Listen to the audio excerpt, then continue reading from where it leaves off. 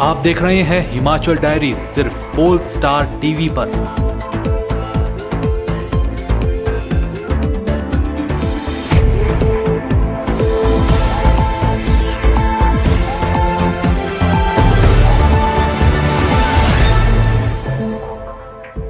Himachal diaries के प्रायोजक हैं RK hospital Hamirpur, service with quality. नमस्कार, स्वागत है आपका हिमाचल डायरी में। आपके साथ मैं हूं मोनिका ठाकुर। आइए जानते हैं हिमाचल से जुड़ी ताजा तरीन खबरें।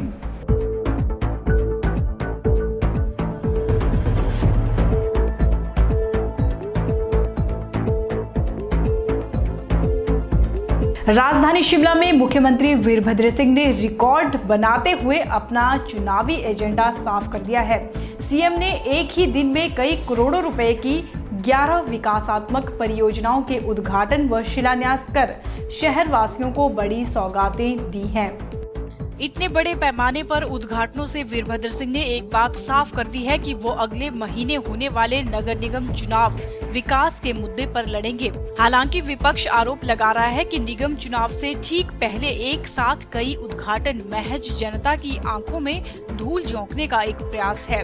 राजधानी के अलग अलग स्थानों पर दिन भर कार्यक्रम चलते रहे। शिमला को जो भी तोहफे मिले उनमें रिज के पास बेंच में 20 लाख से पहले बुक कैफे का खुलना, बीड्स कॉलेज के समीप फुट ओवर ब्रिज, नव विहार में पैदल मार्ग, आईजीएमसी कोर्ट रोड पर पार्किंग, तारा हॉल स्कूल में फुट ओवर ब्रिज का शिलान्यास, अन्नाडेल में प्राथमिक स्वास्थ्य केंद्र, एजी ऑफिस के पास फुट ओवर ब्रिज का लोकार्पण शामिल है।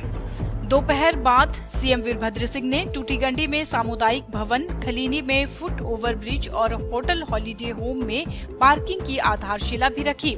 इससे पहले वीरभद्र सिंह ने ड्रीम प्रोजेक्ट जाखू रोपवे का उद्घाटन भी किया था।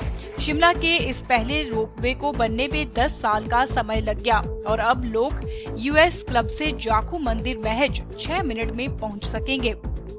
इन ताबड़तोड़ परियोजनाओं का लोकार्पण करने से पीछे राजनीतिक कारण भी समझा जा रहा है। कांग्रेस अच्छी तरह समझती है कि मई माह में प्रस्तावित नगर चुनाव को विकास के मुद्दे पर मोड़ा जाए और विपक्षी भाजपा को बैकफुट पर लाया जाए। सत्तारूढ़ कांग्रेस नगर निगम चुनाव हर हाल में जीतना चाहती है, क्योंकि इसी साल के आखिर में विधानसभा चुनाव होने हैं। भाजपा विकास के मुद्दे पर कांग्रेस को बेशक घेर रही है, लेकिन वीरभद्र सिंह ने धुआंधार उद्घाटनों की झड़ी लगाकर खलबली तो मचा ही दी है।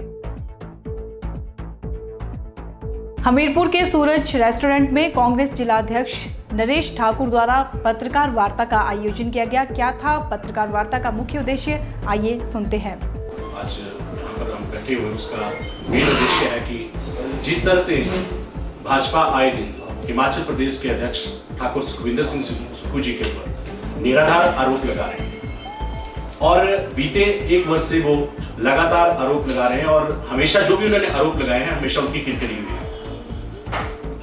जहां तक हमारा भाजपा के नेताओं से ये हमने जानना चाहा कि जो हमीरपुर जिला के अंदर बाईपास के मटनशिप के पास जो उन्होंने भाजपा के नेताओं ने जो जमीन खरीदी है, जब पूरे देश भर में नोटबंदी चल रही थी उसमें कि ऐसा क्या मोड़ आया कि उन्होंने उससे पहले चंद दिन पहले ही उसका बयाना करवाया गया और करोड़ों का जो वहां पर बयाने में पैसा दिया गया और उसके बाद उसकी अब रजिस्ट्री करवाई जा रही है, वो पैसा कहां से आया, वो 3 करोड़ रुपए वो कहां से आया, कांग्रेस जो है वो ये जानना चाहती है। क्योंकि एक और तो वो ईमानदारी की बातें कर रहे हैं, एक तरफ तो वो भ्रष्टाचार खत्म करने की बातें कर रहे हैं, परंतु आज आम जनता और जो जिला की जनता है हिमाचल प्रदेश ये जानना चाह रहा है कि उसके ऊपर जो पैसा खर्चा गया, जो जमीन खरीदी गई, उसके ऊपर जो करोड़ों का पैसा खर्चा गया वो कहां से आया।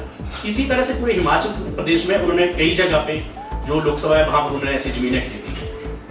हम आने वाले दिनों में जिला कांग्रेस कमेटी जो है वो एक जिला उपायुक्त महोदय को भी ज्ञापन सौंपेगी और हम इसकी जांच की मांग भी करेंगे। साथ में ही जो भाजपा के नेताओं ने हिमाचल प्रदेश के ठाकुर सुखविंदर सिंह सुक्खू जी के ऊपर आरोप लगाए हैं, तो मैं आपके माध्यम से भाजपा के नेताओं को बता देना चाहता हूं कि 2008 में हिमाचल प्रदेश के ठाकुर सुखविंदर सिंह सुक्खू जी ने, अध्यक्ष जी ने, पहले ही अपनी जितनी भी संपत्ति थी वो सार्वजनिक की थी और 2012 का जो उन्होंने जब विधानसभा के चुनाव थे तो उन्होंने जो एफिडेविट दिया था उसमें भी उन्होंने अपनी जितनी भी संपत्ति थी उसको उसमें दर्शाया था और आम जनता के सामने रखा। आज भी अगर भाजपा के नेताओं को कोई शक है कि उनके पास ऐसी कोई संपत्ति है तो वो किसी भी एजेंसी से जांच करवा सकते हैं। ये ठाकुर सुप्रीयो ने पहले ही घोषणा की थी और पहले ही कहा था कि अगर भाजपा के नेताओं को अगर कोई शक है और उनको लगता है कि ऐसी हमारे पास संपत्ति है तो वो जांच करवा लें।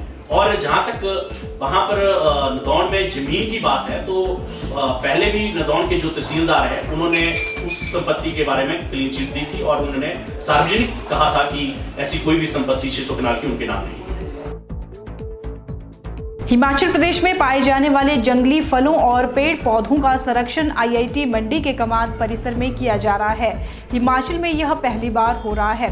हालांकि आईआईटी मंडी मूल रूप से इंजीनियरिंग संस्थान है, इसके बावजूद भी यहाँ बॉटनिकल गार्डन की स्थापना की गई है। मंडी के मशहूर बागवानी विशेषज्ञ एवं जंगली फलों पर कार्य करने वाले वैज्ञानिक डॉक्टर चिरंजीत परमार द्वारा आईआईटी परिसर में बॉटनिकल गार्डन का एक ऐसा ब्लॉक स्थापित किया जा रहा है। इसमें प्रदेश में पाए जाने वाले उन खाए जाने वाले पेड़ पौधों की कलेक्शन होगी जिनकी खेती नहीं की जाती और जो केवल जंगलों में ही होते हैं। डॉक्टर परमार ने बताया कि प्रदेश के जंगलों में पाए जाने वाले फल, कंदमूल और सब्जियों में तरडी, लिंगड़, लिंगड़ू, फाफड़ा, काफल आदि प्रमुख हैं। अगले साल तक यह ब्लॉक तैयार हो जाएगा। दर्शक इन पेड़ों को देख सकेंगे। अब आईआईटी के प्रयासों से यह संभव हो सकेगा। उन्होंने कहा है कि आईआईटी के डायरेक्टर प्रोफेसर गोनसाल्विस वैसे तो पेशे से कंप्यूटर साइंटिस्ट हैं, पर उनकी स्थानीय संस्कृति, जानवरों और पेड़ पौधों में बहुत दिलचस्पी है। तो ऐसे में हिमाचल प्रदेश में पाए जाने वाले जंगली फलों और पेड़ पौधों का संरक्षण आईआईटी मंडी के कमांद परिसर में किया जा रहा है। यह हिमाचल में पहली बार हो रहा है। राष्ट्रीय कृमि मुक्ति दिवस के अवसर पर 27 अप्रैल को 1 से 19 वर्ष तक के सभी बच्चों को कृमि मुक्त करने के लिए कृमि मुक्ति दवा खिलाई जाएगी। यह दवा सभी स्कूलों और आंगनबाड़ी केंद्रों में खिलाई जाएगी। जो भी बच्चे इस दिन बीमार होने के कारण अनुपस्थित रहेंगे उन्हें यह दवा 2 मई को खिलाई जाएगी। यह जानकारी सीएमओ हमीरपुर डॉक्टर सावित्री कटवाल ने दी।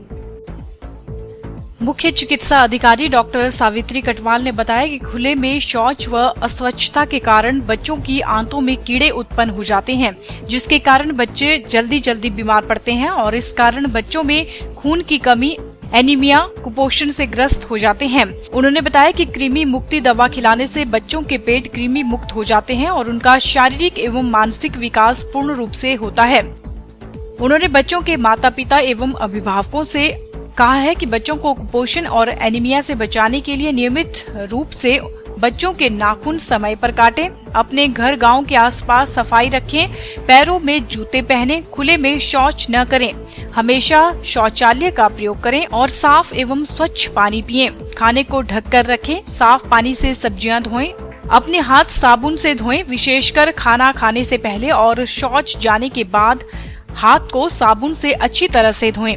ऐसी सावधानियां रखने पर काफी बीमारियों से बच सकते हैं। उन्होंने पंचायती राज संस्थानों, महिला मंडलों, युवक मंडलों और स्वयंसेवी संस्थाओं के पदाधिकारियों एवं सदस्यों से आग्रह किया है कि उनके क्षेत्राधिकार में जो भी बच्चे स्कूल नहीं जाते उनके माता पिता को प्रेरित करें ताकि उन बच्चों को भी कृमि मुक्ति दवा खिलाई जा सके। छात्रों की संख्या कम होने के कारण प्रारंभिक शिक्षा विभाग ने मंडी जिला के 26 स्कूलों को बंद करने का ऐलान कर दिया है। विभाग ने जिले के 26 स्कूलों की सूची जारी कर उन्हें साथ लगते अन्य स्कूलों में मर्ज करने के निर्देश दे दिए हैं। विभाग ने नए सत्र में छात्रों की एडमिशन की प्रक्रिया को पूरा करने का भी कतई इंतजार नहीं किया और पहले ही बंद करने का ऐलान कर दिया। विभाग ने जिले के 26 प्राथमिक स्कूलों की सूची जारी कर उन्हें साथ लगते अन्य स्कूलों में मर्ज करने के निर्देश दे दिए हैं। विभाग ने खंड प्रारंभिक शिक्षा अधिकारियों को निर्देश दिए हैं कि जो भी स्कूल 0 से 5 से कम छात्र संख्या वाले हैं उन्हें दूसरे स्कूलों में मर्ज करने को लेकर आगामी कार्यवाही अमल में लाएं। यह भी निर्देश दिए गए हैं कि जो स्कूल बंद हुए हैं उनके भवनों का रखरखाव जिसमें उन्हें मर्ज किया है उनके मुख्याध्यापक को ही करना होगा। जिले के 0 से 5 छात्र संख्या वाले 26 प्राथमिक स्कूलों को साथ लगते स्कूलों में मर्ज किया जाएगा। सबसे अधिक शिक्षा खंड चौंतड़ा 2 के प्राथमिक स्कूल बंद होंगे। राजकीय प्राथमिक स्कूल सलाहन को खद्दर स्कूल में मर्ज किया जाएगा। वहीं प्राथमिक स्कूल पिरह को बनांदर, कालाअम को पंडोल, घमीरू को जोल, पंतेहड़ को गोलवा, सिरड हवाणी स्कूल रिवालसर स्कूल में मर्ज किया जाएगा। प्रारंभिक शिक्षा मंडी उपनिदेशक केडी शर्मा ने बताया कि छात्रों की कमी के कारण ही 26 प्राथमिक स्कूलों को नजदीकी स्कूलों में मर्ज किया है। इसके लिए जिले के सभी बीईओ को निर्देश दिए गए हैं।